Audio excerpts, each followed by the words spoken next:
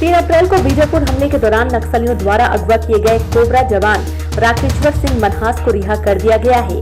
राकेश्वर सिंह की बेटी का हाल में वीडियो वायरल हुआ था, जिसमें वे अपने पिता की वापसी की बात कर रही थी।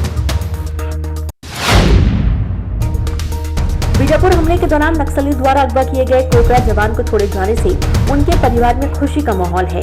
उनकी पत्नी मीनू मनहास ने बताया, मैं भगवान का, केंद्र और छत्तीसगढ़ सरकार का, मीडिया और सेना का धन्यवाद करती हूँ। आज मेरी जिंदगी में सबसे खुशी का दिन है। देश में बुधवार को रिकॉर्ड 1,26,265 लोग संक्रमित पाए गए। कोरोना संक्रमितों का आंकड़ा अब 1.29 करोड़ से अधिक हो गया है। सबसे ज्यादा कोरोना के मामले महाराष्ट्र, पंजाब, छत्तीसगढ़, केरल, कर्नाटक, गुजरात, दिल्ली और एमपी से आ रहे हैं।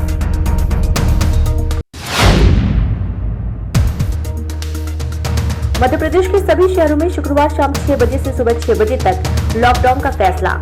राज्य में कोरोना के बढ़ते केसों के चलते यह फैसला लिया गया। राज्य में सिर्फ शहरी क्षेत्रों में ही यह फैसला लागू होगा। मध्य प्रदेश के सीएम शिवराज सिंह चौहान ने कहा कि शुक्रवार को शाम 6 बजे से सोमवार सुबह 6 बजे तक प्रदेश के सभी शहरों में लॉकडाउन लागू रहेगा।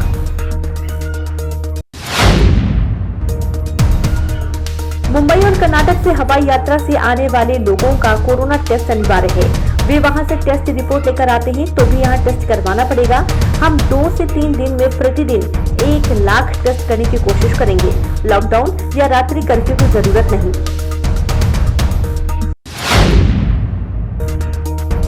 राजस्थान सरकार का आरोप है कि केंद्र सरकार ने हमें 1000 वेंटिलेटर भेजे, लेकिन वेंटिलेटर ने 2-2.5 घंटे में काम करना बंद कर दिया। सीएम की समीक्षा बैठक में वेंटिलेटर का मुद्दा सामने आया है। केंद्र सरकार को इससे अवगत करा दिया गया है।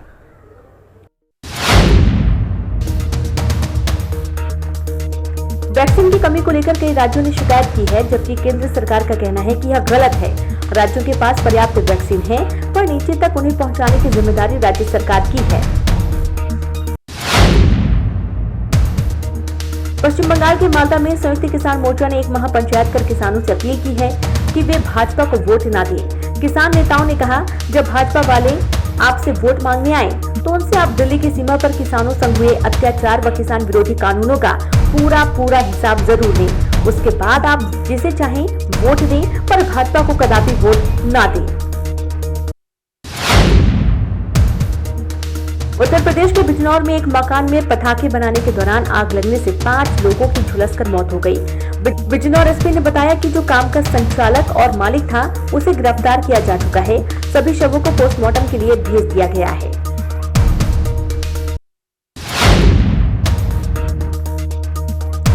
मध्य प्रदेश सरकार ने 3 पहिया वाहनों के लिए एक नया कानून प्रस्तावित किया है। नए कानून के तहत राज्य में ऑटो रिक्शा जैसे 3 पहिया वाहनों को आफ्टर मार्केट म्यूजिक सिस्टम लगाने की अनुमति नहीं होगी।